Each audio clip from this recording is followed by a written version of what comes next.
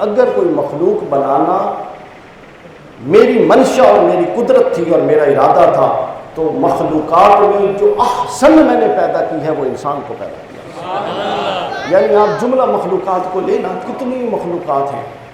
امام سیوطی نے 18,000 عوالم لکھے ہیں، ان میں سے انسان ایک عالم ہے، جنات ایک عالم، کتنی مطلب کوئی شمار سے بھی باہر، تو انسان بنایا اور انسان کو فرمایا احسن تقویم، بہترین تخلیق جو اللہ کی ہے وہ کون ہے؟ انسان۔ اب جوہر انسانیت تخلیق کے بعد اپنی جگہ پہ رک نہیں گیا، بلکہ انسان کے بعد دیکھیں نا، پہلے تو نباتات تھے، پھر جمادات بنے، پھر حیوانات بنے، یہ مراحل عوالم در عوالم تخلیق کے درجے بدلتے گئے اور پروان چڑھتے گئے۔ لیکن جب انسان بن گیا، اب انسان سے اوپر کوئی مخلوق بنانا یہ منشأ الہی نہیں تھا، اس لیے اللہ نے انسان کو احسن تقویم کہہ کر یہ دروازہ بند کر دیا کہ اب میری تخلیق میں جو تدرج آنا تھا، جو ارتقاء آنا تھا، جو ارتفاع آنا تھا، وہ انسان پر رک گیا ہے۔ لیکن وہ جو ارتقاء تھا، جو پہلے مختلف مخلوقات کی شکل میں آ رہا تھا، اب اللہ نے اس کو خارج سے نکال کے انسان کے داخل میں شامل کر دیا اور فرمایا کہ پہلے میں مخلوقات کو بدل کے اس سے اونچی مخلوق لاتا تھا، اب ہر کوئی رہے گا تو انسان، مگر انسان کے اندر جوہر انسانیت میں ایسا تغیر پیدا کروں گا، ایسے مراتب دوں گا، ایسی ریاضتوں کے ذریعے لوگ اپنے باطن کو مصفا، مزکا اور مطہر کر کے اپنے مراتب کو اوپر سے اوپر لے جائیں گے کہ گویا انسان ہوں گے مگر سب برابر نہیں ہوں گے، ان میں کوئی اونچا ہوگا، ان میں کوئی اس سے اونچا ہوگا، ان میں کوئی اس سے اونچا ہوگا۔ یعنی عمل تخلیق چلا اور وہ انسان پر رک گیا، پھر انسان میں ارتقاء چلا، وہ چلتا گیا چلتا گیا۔ اسی ارتقاء کا نتیجہ ہے کہ ایک انسان فاسق، فاجر اور کافر ہوتا ہے، پھر اسی ارتقاء کا نتیجہ ہے ایک مومن صالح ہوتا ہے، پھر یہ ارتقاء اللہ کی ذات نے آگے بڑھایا اور انسانیت کو قطبیت، غوثیت اور ابدالیت کا منصب بھی دیا۔ پھر یہ ارتقاء مزید جب جوہر انسانیت مزید حرکت پذیر ہوا، بإذنہ تعالی مزید حرکت پذیر ہوا، تو انسانیت اس کمال تک پہنچی کہ اللہ تعالیٰ نے نبوت کا منصب بھی انسان کو دے دیا۔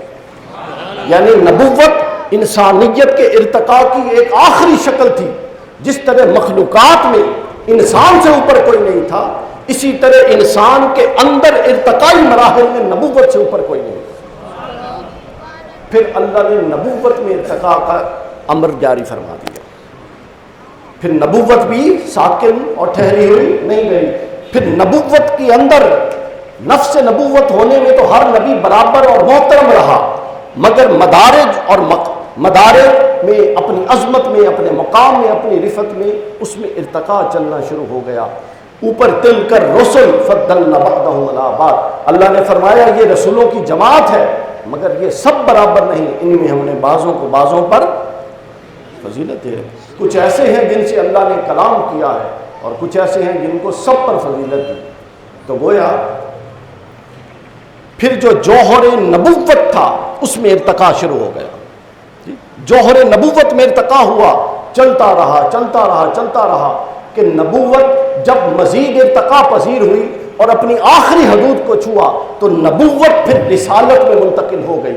یعنی نبوت کا نقطۂ کمال جہاں پر پہنچا وہاں جا کر رسول وجود میں آ گئے۔ پھر رسالت میں بھی اللہ تعالیٰ کو وہاں پر جمود اللہ کا منشا نہیں تھا، پھر رسالت کے اندر ارتقاء چلا۔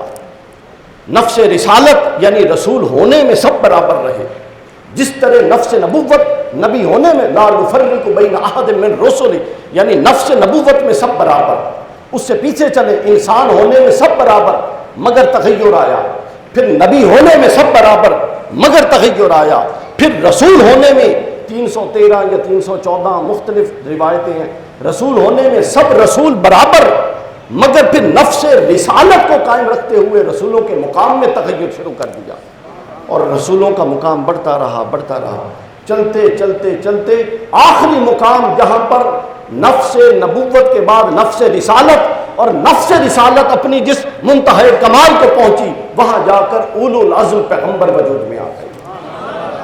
اور اولو العزم پیغمبر کون ہیں؟ وہ 4-5 پیغمبر ہیں اولو العزم.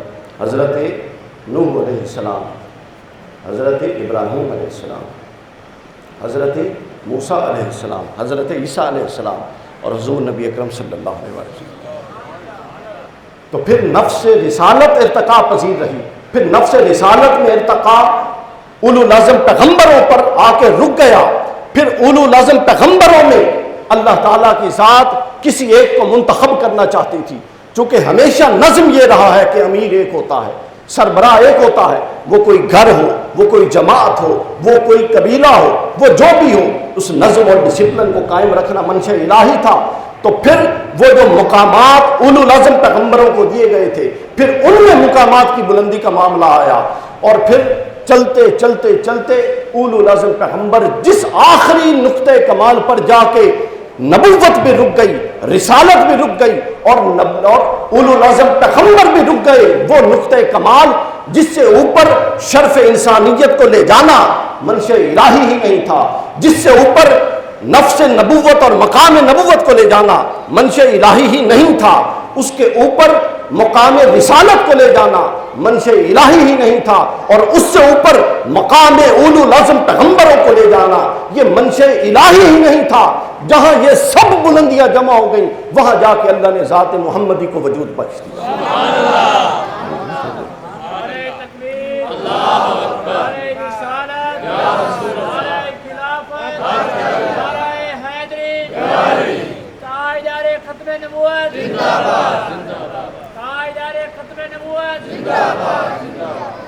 اب آپ سمجھے ہیں کہ یہ آغاز سے اختتام تک کا سلسلہ کیا ہے؟ آغاز سے اسی لیے سورہ آل عمران پر اگر آپ غور کریں آیت نمبر 61 ہے، جس میں ذکر ہے کہ اللہ نے ہر نبی سے میثاق لیا کہ اگر میں تمہیں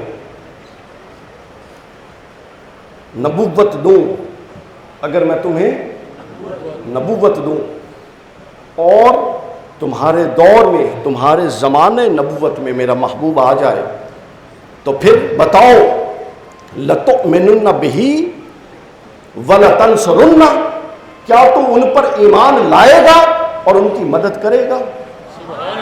ذرا غور کیجئے، یہ کہا کس سے جا رہا ہے؟ نبیوں سے کہا جا رہا ہے کہ نبوت اس شرط پر ملے گی کہ جب اے نبیوں تم بھی، ارواح نبیوں سے عہد ہے کہ تم کو نبوت اس شرط پر دوں گا کہ تم مجھ سے وعدہ کرو کہ تمہارے دور میں اگر محمد الرسول اللہ آ گئے تو تم ان پر ایمان بھی لاؤ گے اور خود مقتدی بن کے ان کو مقتدا بناؤ گے، اور پھر نہ صرف خود ایمان لاؤ گے بلکہ ان کے مشن میں ان کی مدد و نصرت بھی کرو گے. اس شرط پر نبوت دی گئی.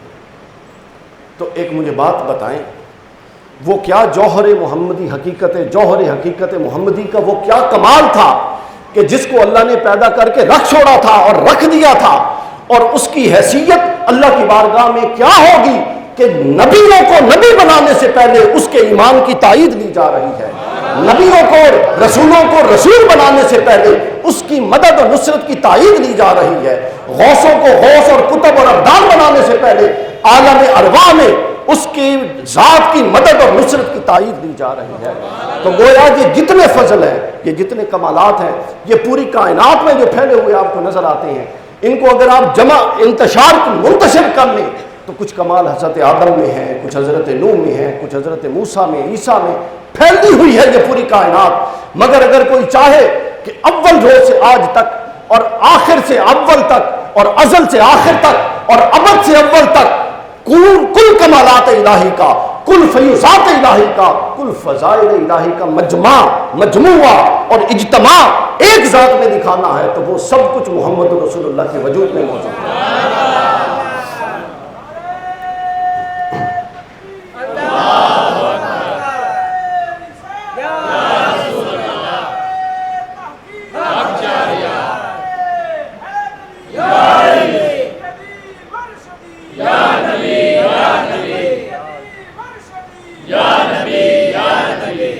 اب یہ ایک ابتدائی نقطہ تھا جو میں نے موضوع کے آغاز سے پہلے آپ لوگوں کے سامنے رکھا۔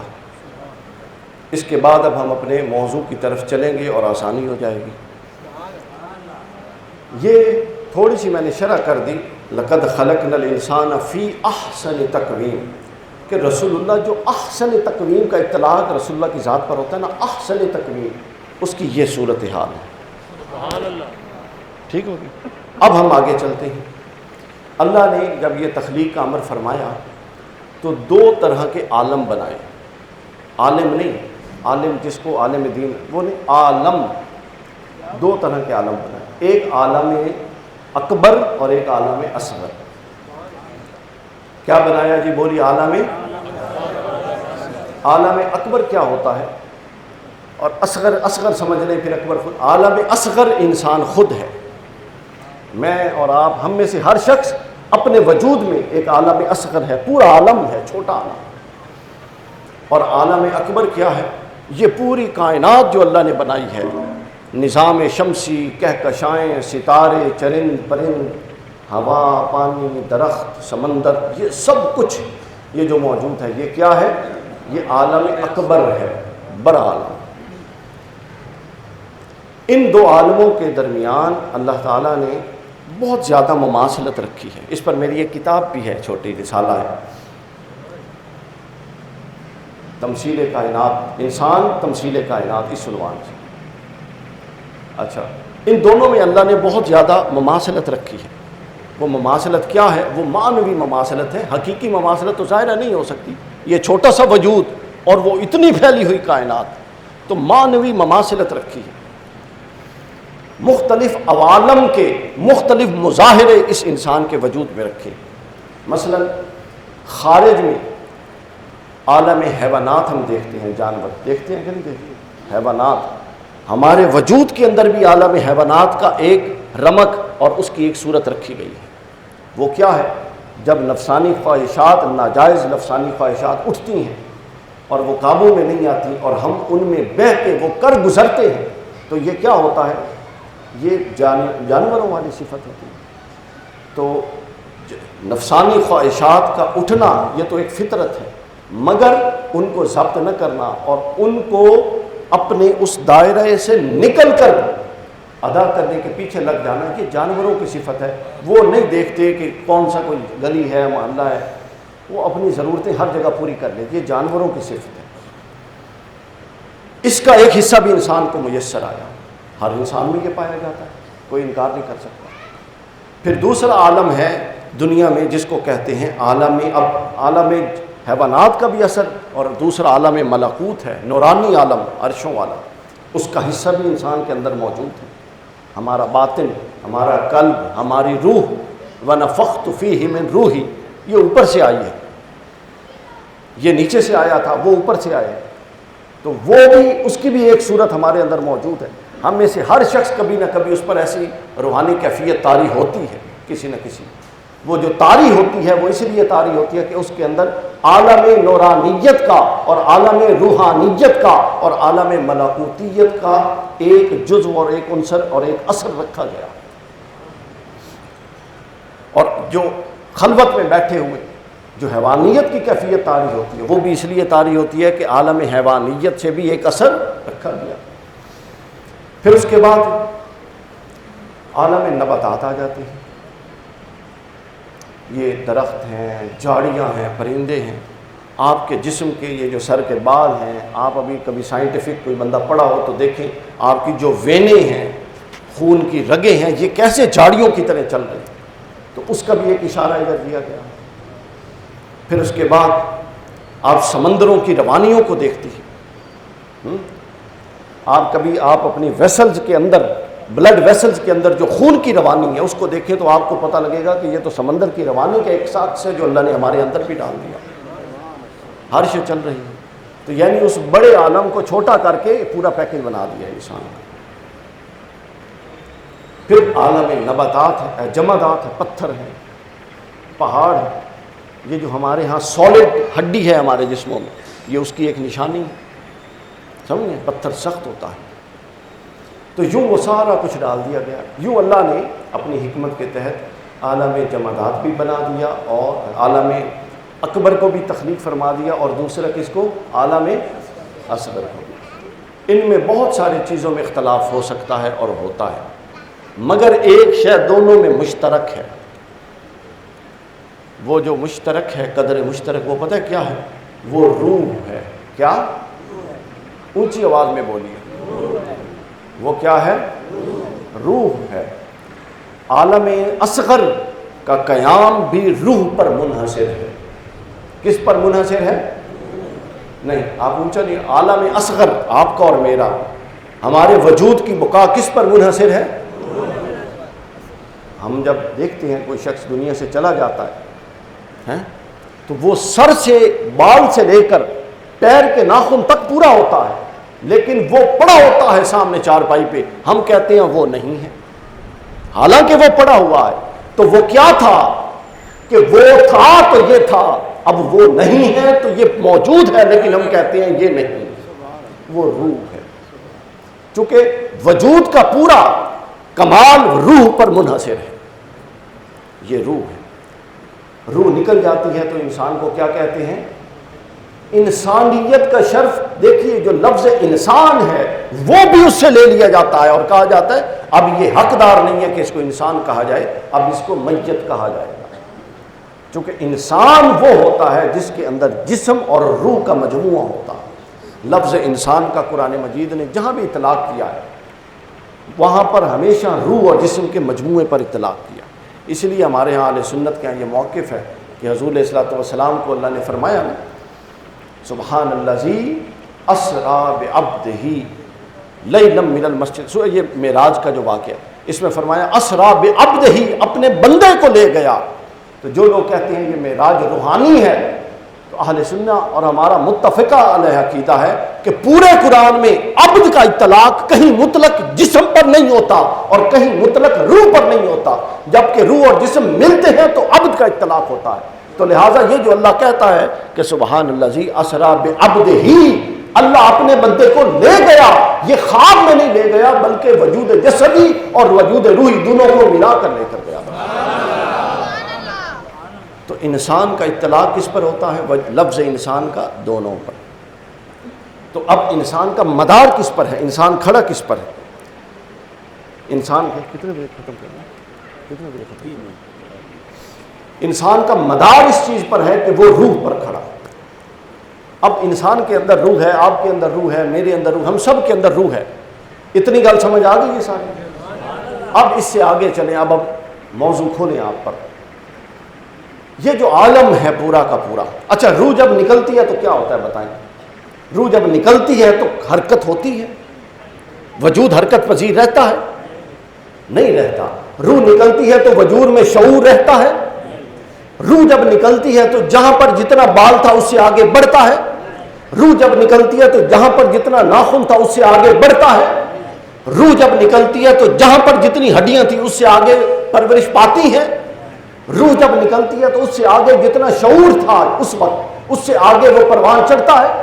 نہیں چڑھتا۔ تو جب ایک وجود اصغر کی روح کا اس کے اندر یہ کمال ہے تو آج ہمیں یہ دیکھنا ہے کہ یہ اے باری تعالیٰ، یہ جو وجود اصغر ہے جو ہماری ذات ہے، اس کے اندر تو نے ایک روح ڈالی ہے، اور یہ روح پوری کی پورے وجود کو قائم رکھے ہوئے ہے، وجود کے تمام لوازمات اس روح پر قائم ہیں۔ تو باری تعالیٰ یہ بتا کہ یہ جو تو نے بڑا عالم بنایا ہے، عالم اکبر، اس عالم میں جس میں سمندر ہیں، پہاڑ ہیں، چرند ہیں، پرند ہیں، دنیا جہان کی ہر شے، اس پوری دنیا ہی اس کے اندر ہے۔ اے باری تعالیٰ اس عالم اصغر کی تو ایک روح ہے، بتا اس عالم اکبر کی بھی کوئی روح ہے کہ وہ نکل جائے تو یہ مردہ ہو جائے اور وہ روح پلٹ آئے تو یہ زندہ ہو جائے؟ تو اللہ نے فرمایا کہ جس طرح عالم اصغر کی روح ہے اسی طرح عالم اکبر کی روح بھی ہے۔ جس طرح عالم اصغر کی روح نکل جائے تو یہ مر جاتا ہے، اسی طرح عالم اکبر کی روح نکل جائے تو وہ مر جاتا ہے۔ جس طرح عالم اصغر کی روح نکل جائے تو اس کے اندر حرکت اور تحرک نہیں رہتا، اسی طرح عالم اکبر کی روح نکل جائے تو حرکت اور تحرک نہیں رہتا۔ تو باری تعالیٰ ہمیں کسی مثال سے تو سمجھا کہ ہم کیسے مانیں کہ کبھی یہ دنیا بے جان بھی ہوئی ہو، کبھی اس دنیا کی حرکت رک بھی گئی ہو، کبھی اس دنیا کے اندر سے روح سلب بھی ہو گئی ہو، اور پھر جب پلٹ بھی آئی ہو تو یہ پھر چل بھی پڑی ہو۔ تو اللہ کے رسول نے اور اللہ نے فرمایا آؤ تمہیں معراج کی رات لے کر چلتا ہوں۔ جب رسول اللہ بستر پر تھے، جبرائیل آ کر لے کر گئے، وہاں پر لے گئے، عرش پر جنت بھی سیر کی، دوزخ کے احوال بھی ملاحظہ کیے، امتوں کے احوال بھی ملاحظہ کیے، ساتوں آسمانوں پر بھی گئے، ہر آسمان پر قیام بھی کیا، انبیاء سے باتیں بھی کی، جبرائیل کو دعائیں بھی سکھائیں، اپنی امت کے گناہگاروں کے احوال بھی ملاحظہ کیے، اپنی امت کے نیکوکاروں کے احوال بھی ملاحظہ کیے، پچھلی امتوں کے احوال بھی ملاحظہ کیے۔ یہ سب کچھ کیا۔ اگر آپ صرف بخاری، مسلم، سیاستہ کی 6 کتابیں اٹھا لیں اور ان کے اندر کتاب الصلاۃ اٹھا لیں اور ان کے اندر باب المعراج اٹھا لیں اور ان کے اندر روایات کا جائزہ لیں تو آپ حیران ہوں گے کہ یہ تو سالوں کا معاملہ تھا۔ ہر ایک نے کچھ نہ کچھ بیان کیا ہے، ہر ایک کو رسول اللہ نے کچھ نہ کچھ بتایا۔ تو باری تعالیٰ اللہ بتاتا ہے کہ تم دیکھو یہ جتنا کچھ میرا محبوب دیکھ کر آیا، یہ میرا محبوب مکرم محمد الرسول اللہ، یہ اس کائنات اکبر کی روح ہے۔ یہ جب میں نے اس سے نکالی اور عرش پر بلایا تو جہاں سے یہ گیا وہ بستر بھی رک گیا، ٹھنڈا نہیں ہو سکا۔ جو پانی ہل رہا تھا وہ پانی کے قطرے بھی وہیں گرتے رہے، وہ تھم نہیں سکے۔ وہ عرش کی وہ گھڑی زمین پر ایک لمحہ آگے نہیں بڑھی۔ جو ہی میں نے وہ روح واپس پلٹائی وہ بستر وہاں سے ٹھنڈا ہو گیا، وہ پانی وہاں سے چل پڑا اور وہ گھڑیاں کائنات وہاں سے دوبارہ آگے چل پڑی تھی۔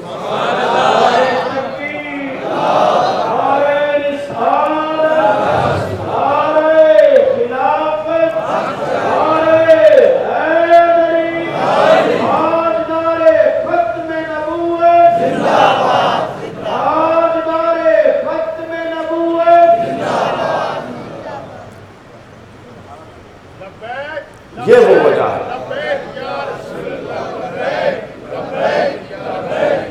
یہ وہ وجہ ہے، یہ وہ مقام ہے حضور نبی اکرم صلی اللہ علیہ وسلم کہ جب آپ کو اللہ اس کائنات سے نکالتا ہے تو کائنات کی دھڑکن رک جاتی ہے، اور جب پھر واپس آپ کو کائنات میں ڈالتا ہے تو اس کائنات کی دھڑکن پھر سے چل پڑتی ہے۔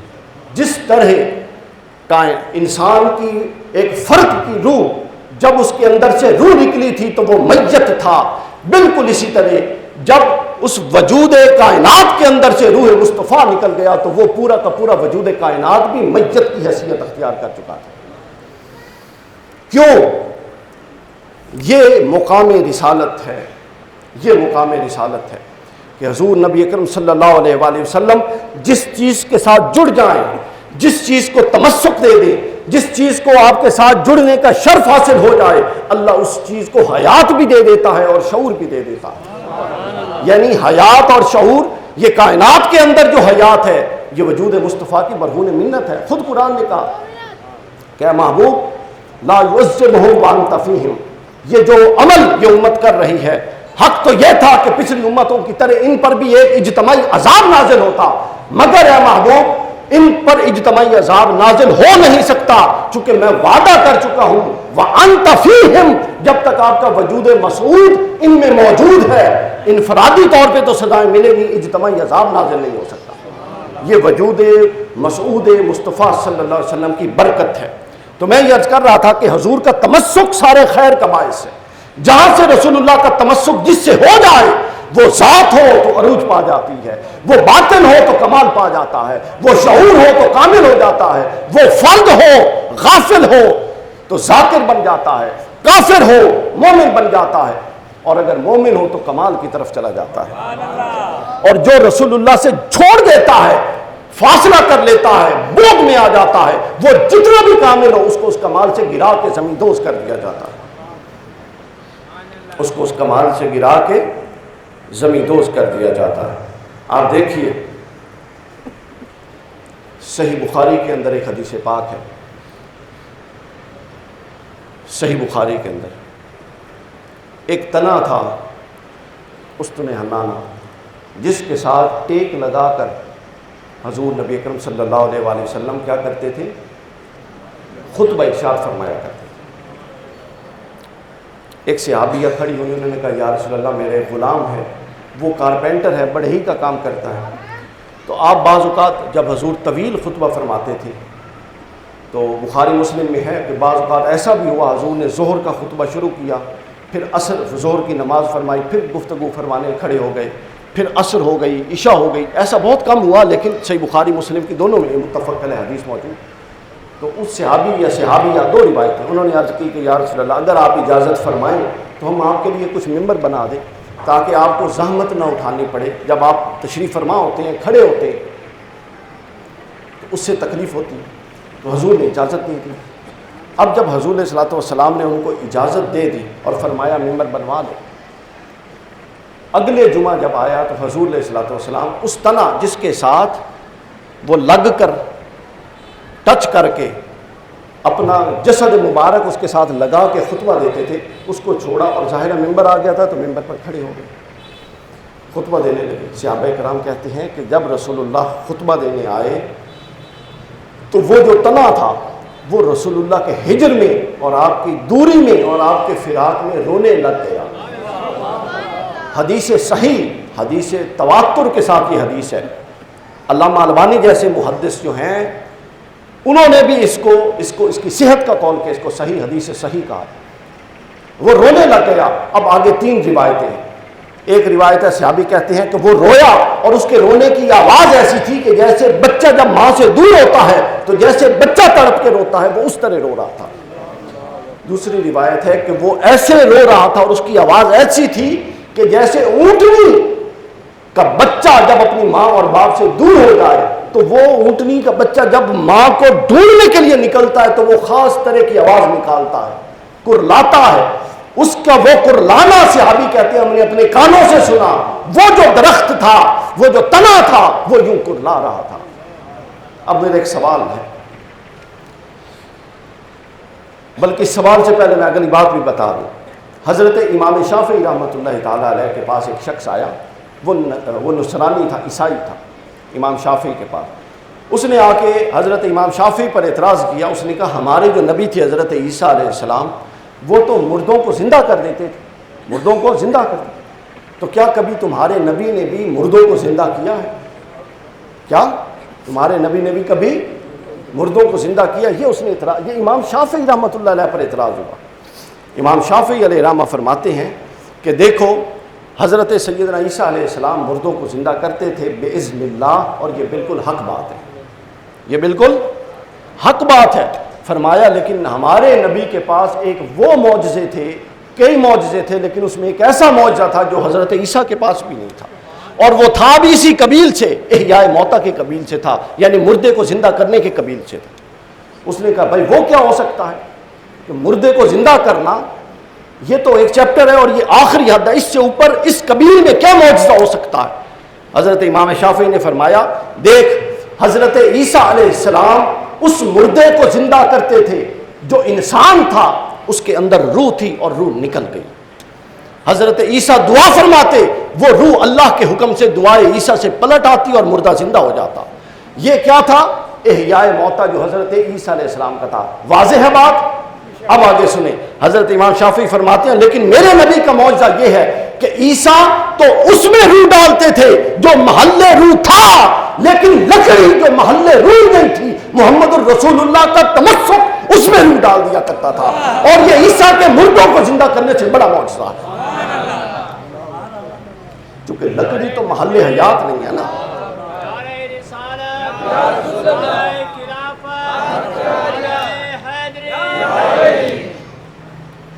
تو لکڑی جو ہے وہ تو محل حیات ہی نہیں ہے نا، محل حیات ہی نہیں ہے۔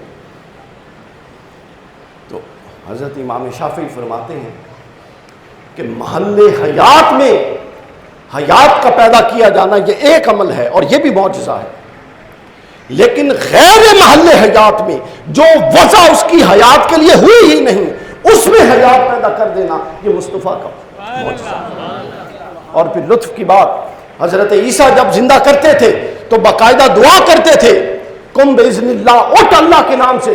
رسول اللہ کے تصرفات کا یہ عالم کہ ابھی آپ نے دعا ہی نہیں کی کہ باری تعالیٰ اس کو حیات دے، محض اس کے ساتھ صرف جسم لگایا، آپ کے تمسک کا یہ فیض تھا کہ وہ زندہ ہو گیا۔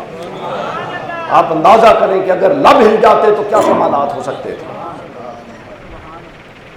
سمجھ آ گئی؟ یہ رسول اللہ کے روح کائنات ہونے کی دلیل ہے۔ یہ رسول اللہ صلی اللہ علیہ وسلم کے کیا ہے دلیل؟ روح کائنات ہونے کی دلیل ہے۔ چونکہ جہاں آپ کا وجود جاتا ہے وہاں وہ حیات بخش ہو جاتا ہے۔ صفت اللہ صاحب تشریف لائے ہیں، خوش آمدید۔ جہاں یہ وجود جاتا ہے وہاں پر وہ حیات بخش ہو جاتا ہے، اور جہاں سے یہ وجود نکل جاتا ہے وہاں پر خیر بھی اٹھ جاتی ہے، اور وہاں پر سے ساری کی ساری بھلائی بھی اٹھ جاتی ہے۔ آپ سمجھ گئے ہیں بات کو؟ اب ہمارے پاس چونکہ وقت بالکل ختم ہونے والا ہے، اور یہی میں آپ کو چلے بجائے میرا ارادہ تھا کہ کچھ تھوڑی آخر میں پیغام کی علمی بات کر لی جائے، لیکن آپ لوگوں کا ذوق بنا ہوا ہے تو میں اسی کو آگے چلا کے ختم کر دیتا ہوں، ورنہ نیا موضوع آ جائے گا تو وہ تھوڑی تمہید چاہیے ہوگی۔ تو یہ میں عرض کر رہا تھا، اس نقطے کو پلے باندھ لیں کہ جس سے رسول اللہ جڑ جاتے ہیں یا جو رسول اللہ سے جڑ جاتا ہے وہ پھر عام نہیں رہتا، خاص ہو جاتا ہے۔ حضرت حلیمہ کے قصے تو ہم بڑے پسند ہیں، چلو میں بھی دو تین سنا دوں۔ امام جلال الدین سیوطی علیہ الرحمہ نے خصائص الکبریٰ کے اندر بیان کیا، حضرت حلیمہ سعدیہ آپ کو معلوم ہے جب آ رہی تھی نا اونٹنیوں پہ دائیاں آ رہی تھیں مکہ میں بچوں کو لینے، تو حضرت حلیمہ سب سے آخر میں آئی تھی۔ یہ پتہ نہیں اس گل کا اس کی وجہ کیا ہے، یہ بھی پتہ ہے، بلکہ بہت ساری کتابوں میں یہ لکھا ہوا ہے، سیرت کی کتابوں میں، کہ حضرت حلیمہ بڑی مایوس تھیں کہ جتنے امیروں کے بچے ہیں اب تو وہ کوئی نہ کوئی لے گئی، اور میں تو پہنچی ہی سب سے تاخیر سے ہوں۔ اس کی وجہ کیا تھی؟ اس کی وجہ سیرت نگاروں نے یہ لکھی ہے کہ جس اونٹنی پر حضرت حلیمہ سعدیہ آ رہی تھی وہ اونٹنی بڑی نحیف اور کمزور تھی، وہ بڑی کمزور تھی، وہ بڑی سلو چل رہی تھی، تو نتیجتاً وہ آگے نکل گئی اور حضرت حلیمہ پیچھے رہ گئی۔ خیر حضرت حلیمہ تو پیچھے رہ رہی تھی، سمجھ رہی تھی، لیکن اس کو کیا پتا کہ اللہ اس کا مقدر کتنا آگے لے جانا چاہ رہا ہے۔ اب وہ حضرت حلیمہ جب مکے میں آئیں، پتہ چلا عبد المطلب کے ہاں، حضرت عبد المطلب کے ہاں ان کا پوتا ہوا، ان کو لیا، حضور علیہ الصلوۃ والسلام کو لیا اور واپس پلٹ آئی۔ اب جب وہ واپس پلٹی تو وہاں کے لوگوں کا ایک طریقہ کار تھا، رواج تھا کہ وہ آتے جاتے سفر میں جب آتے اور مکہ میں داخل ہوتے تو کعبۃ اللہ کا طواف کرتے اور حجر اسود کو بوسہ دے دیتے، یہ ان کی عادت تھی۔ حضرت حلیمہ بھی آئی، انہوں نے کہا چلو اب جاتے ہوئے ان کو تو لے لیا ہے تو اپنا طواف کر لیتی ہوں اور بوسہ لے لیتی ہوں۔ حضرت حلیمہ سعدیہ نے طواف کیا اور بوسہ لینے کے لیے آگے ہوئی، رش ہوگا، دھکم پیل ہوگی، اس دور میں کم ہوتی تھی، آج بھی ہوتی، آج تو بڑی ہوتی ہے۔ جب قریب ہونے لگی تو حضرت حلیمہ سعدیہ کے حواس باختہ ہو گئیں کہ آج عجیب معاملہ ہوا۔ معاملہ کیا ہوا؟ ہمیشہ یہ ہوتا تھا کہ جب حلیمہ سعدیہ آتی تھیں تو وہ قطار میں کھڑے ہو کے رسول اللہ صلی اللہ علیہ وسلم قطار میں کھڑے ہو کے حجر اسود کا بوسہ دیتی تھی طواف کعبہ کے بعد۔ لیکن اس دفعہ یہ ہوا کہ طواف کعبہ کے بعد چونکہ بازو پر حلیمہ سعدیہ نے رسول اللہ کو اٹھایا ہوا تھا اور جسد رسول حضرت حلیمہ کو مس ہو چکا تھا، تمسک ہو چکا تھا، ٹچ ہو چکا تھا، تو تمسک رسول کا فیض یہ ہوا کہ جیسے حضرت حلیمہ حجر اسود کا بوسہ لینے کے لیے آگے ہوئی، سیرت نگاروں نے لکھا ہے مستند روایات میں کہ حجر اسود اپنی جگہ سے بلند ہوا اور آگے بڑھ کے رسول اللہ کا بوسہ لینے لگا۔ یعنی جو حجر اسود دھکم پیل کے بعد حلیمہ سعدیہ کو اپنا بوسہ نصیب کرتا تھا، آج اس حلیمہ سعدیہ کا عالم یہ تھا کہ حجر اسود آگے بڑھ کے اس کو بوسے دے رہا تھا۔ تو یہ تمسک بالرسول صلی اللہ علیہ وآلہ وسلم کا نتیجہ تھا۔ اس کے بعد پھر حضرت حلیمہ جب جانے لگیں، حضرت حلیمہ سعدیہ جانے لگیں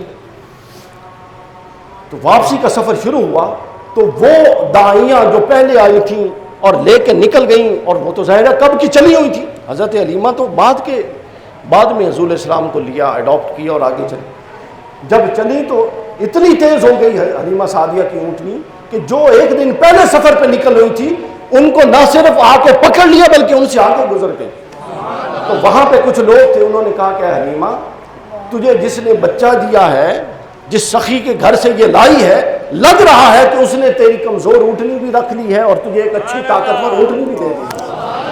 تو حضرت حلیمہ نے فرمایا کہ نہیں، میں بھی وہی ہوں اور میری اونٹنی بھی وہی ہے، اگر کوئی بدلا ہے تو اونٹنی کا یہ سوار بدلا ہے، ٹھیک ہے، یہ سوار بدلا ہے۔ اور اس کے سوار کے بدلنے کا اثر یہ تھا کہ وہ اونٹنی جو سب کے ساتھ چل بھی نہیں سکتی تھی، اب کسی کو اپنے ساتھ چلنے نہیں دے رہی۔ اور یہ کیا تھا؟ یہ تمسک بالرسول کا فیض تھا جو اس اونٹنی میں منتقل ہو گیا، سمجھ گئے؟ اور اس کے بعد آخری بات، اس کے بعد ہم اس کو کلوز کرتے ہیں، اس کو بھی امام سیوطی علیہ الرحمہ نے خصائص الکبریٰ میں بیان کیا، امام نبہانی نے، امام یوسف بن اسماعیل نبہانی نے بھی بیان کیا۔ فرماتے ہیں کہ جب پھر حضرت حلیمہ گھر میں پہنچ آئیں، اپنے گھر میں رسول اللہ کو لے کر آ گئیں، تو پھر کیا ہوا، کچھ جو ہمسائے کے گھر والے تھے، باقی ادھر ادھر کے خیمے کے لوگ تھے، انہوں نے آ کے یہ شکوہ کیا کہ اے حلیمہ، تو جب سے مکہ سے آئی ہے تو بڑی فضول خرچ ہو گئی ہے، چونکہ ان دنوں میں یہ لائٹیں تو ہوتی نہیں تھیں، چراغ جلا کرتے تھے، اور عادت یہ ہوتی تھی کہ مغرب کے بعد چراغ جلتے تھے، عشاء تک عام طور پہ لوگ وہ جو اندھیرے کا وقت ہوتا تھا اس سے کام کاج کرتے تھے، اور عشاء کے بعد چراغ بجھ جاتا تھا، پھر سو جاتے تھے، اور صبح سارا دن کیا ہوتا تھا؟ سورج کی روشنی میں کام چلتا تھا۔ حضرت حلیمہ سعدیہ رضی اللہ تعالیٰ عنہ کا معاملہ یہ ہوا کہ کسی نے کہا کہ تو فضول خرچ ہو گئی ہے، انہوں نے کہا کیا ہوا؟ انہوں نے کہا ہم دیکھتے ہیں کہ تیرے حجرے میں ساری رات چراغ جلتا ہے، پہلے تو ہمیں یہ شکوہ کرتی تھی کہ میں غریب ہوں اور تیرے حالات تنگ تھے، اور حالات پورے عرب کے تنگ تھے، صرف حضرت حلیمہ کے نہیں، جب رسول اللہ کی ولادت ہوئی تو اس سے پہلے پورے عرب میں قحط تھا اور شدید قحط تھا، مگر جب اللہ نے اپنا محبوب زمین پر بھیجا تو زمین کو یہ حکم دے دیا کہ آج کے دن چونکہ رسول اللہ زمین پر آ رہے ہیں، لہٰذا ہر درخت پھل اگائے گا، ہر بادل بارش برسائے گا، اور ہر حاملہ عورت بیٹے کو پیدا کرے گی۔ تو اس نے کہا کہ تو بڑی فضول خرچ ہو گئی ہے۔ انہوں نے کہا جی ہوا کیا؟ کہتے ہیں جی ہوا یہ ہے کہ دن میں تو چلو ٹھیک ہے، تیرے چراغ راتوں کو بھی جلتے ہیں اور کئی جلتے ہیں، ہم روشنی سے اندازہ لگا لیتے ہیں۔ تو حضرت حلیمہ سعدیہ فرماتی ہیں کہ میرا کوئی چراغ نہیں جلتا، نہ میرا چراغ ہے، جب سے میں ان کو لائی ہوں ان کے چہرے سے جب کپڑا ہٹتا ہے تو روشنی ہو جاتی ہے، جب کپڑا پڑتا ہے تو اندھیرا ہو جاتا ہے۔ اور یہ بالکل ایگزیکٹ یہی بات حضرت سیدہ عائشہ صدیقہ رضی اللہ تعالیٰ عنہ نے کی، یہ خصائص الکبریٰ میں ہے۔ حضرت عائشہ کپڑے سے کچھ سی رہی تھی، سوئی گر گئی، اندھیرا تھا، جس طرح میں نے کہا کہ وہ صرف روشنیوں میں چلتے ہیں، اپنا چراغ رات کو جلاتے ہیں، اندھیرا تھا، حضرت عائشہ کچھ دیر سے وہ سوئی ڈھونڈ رہی تھی لیکن سوئی نہیں مل رہی تھی۔ تو حضرت عائشہ فرماتی ہیں کہ اتنی دیر میں رسول اللہ میرے حجرے میں تشریف لائے تو رسول اللہ کے چہرے سے نکلنے والے نور کی روشنی میں نے سوئی کو ڈھونڈ لیا۔ تو یہ سب کچھ کیا تھا؟ یہ سب کچھ تمسک بالرسالت کا فیض تھا اور تمسک بالرسالت کا نتیجہ تھا۔ اب ہم ختم کر رہے ہیں، میں کچھ چیزیں لایا تھا لیکن اس کو چلے رہنے دیتے ہیں۔ اب سوال یہ ہے اب اگر وہ تنا جو رسول اللہ سے تمسک کرے اس میں شعور آ سکتا ہے، اونٹنی تمسک کرے تو شعور آ سکتا ہے۔ صحابہ کرام کو حضور چھڑی دے دیتے تھے جب تلوار ٹوٹتی تھی تو وہ تلوار بن گئی، اس میں تمسک رسول کا فیض آ سکتا ہے۔ جہاں پہ رسول اللہ کے تصرف کا وجود مسعود ہو وہاں پر یہ سب کچھ ختم ہو سکتا ہے۔ تو اگر ہماری سیرتیں اور ہمارا باطن رسول اللہ سے تمسک کرے تو یہ کیوں نہیں پاک اور صاف ہو سکتا؟ یعنی ہم ذکر رسول جو کرتے ہیں ہم حقیقت میں مقصد بعثت رسول کے قریب ہونے کے لیے تیار نہیں ہیں۔ یعنی رسول اللہ صلی اللہ علیہ وسلم، اس لیے رات کو میں چوک اعظم میں تھا، وہاں ایک ہمارے دوست تھے، وہ نعت پڑھ رہے تھے، بڑی اچھی نعت پڑھی۔ انہوں نے کہا کہ محمد صلی اللہ علیہ وسلم آ گئے نے گلیاں بازار سج گئے نے بازار، کو اس طرح کا شعر تھا۔ میں نے کہا او بھائی، رسول اللہ بازار سجان نہیں سنائے، رسول اللہ کردار سجان آئے سن۔ اگر آپ کے کردار میں اندھیرا رہے گا، آپ بے ایمان ہیں، تو آپ جتنا مرضی رسول اللہ کا ذکر کر لیں، آپ سمجھ لیں کہ آپ کا عملاً رسول اللہ سے کوئی تعلق نہیں۔ اگر آپ بد کردار ہیں تو آپ جتنی مرضی عشق رسول کا دعویٰ کر لیں، آپ سمجھ لیں کہ آپ کا حقیقتاً رسول اللہ سے کوئی تعلق نہیں۔ آپ کا وجود جب رسول اللہ کی تعلیمات کا باغی ہو زبان سے جتنا مرضی ذکر کر لیں، سمجھ لیں کہ اس ذکر کی رسول اللہ کے ہاں کوئی اہمیت نہیں ہے، چونکہ مقصد رسالت اور بعثت کا مقصد حقیقی یہ تھا کہ جانوروں کو انسان بنایا جائے، رشتوں کا تقدس بتایا جائے، کمزوروں کو کیسے ڈیل کرنا ہے یہ بتایا جائے، اختلافات کو کس طریقے سے، کہیں اختلاف ہو جائے تو کتنے اچھے طریقے سے ہینڈل کرنا ہے یہ بتایا جائے، کہیں لڑائی ہو جائے تو اس کو کس طریقے سے ختم کرنا ہے یہ بتایا جائے، معاشرے کو کیسے رسائل سے پاک کرنا ہے یہ بتایا جائے، کیسے آپ نے اس معاشرے کو جنت نظیر بنانا ہے یہ بتایا جائے، دیانتداری کیسے کرنی ہے یہ بتایا جائے، غم خواری کیسے کرنی ہے یہ بتایا جائے، اخلاق کیسے رکھنی ہے یہ بتایا جائے۔ اگر آپ عمل اور کردار میں رسول اللہ کی سیرت سے دور ہیں تو یہ محفلیں آپ کو ثواب دیں گی، لیکن ثواب سے آگے جو مقصد ہے آپ مقصد کو نہیں پا رہے۔ اور یہ اصول ہے، اصول فقہ کا متفقہ اصول ہے، الامور بمقاصدها، ہر عمل کا اعتبار اس کے مقصد کے تحت ہوتا ہے۔ اگر ان تمام چیزوں کا کوئی مقصد آپ کے پیش نظر نہیں ہے، آنا واہ واہ کرنا اور چلے جانا ہے، تو سمجھ لیجئے آپ کام تو کر رہے ہیں، اس کا ثواب تو ملے گا، لیکن آپ مقصد سے دور ہیں۔ لہٰذا اپنی زندگیوں کو مقصد بعثت رسالت کے قریب کرنے کی کوشش کیجیے۔ وما علینا الا البلاغ۔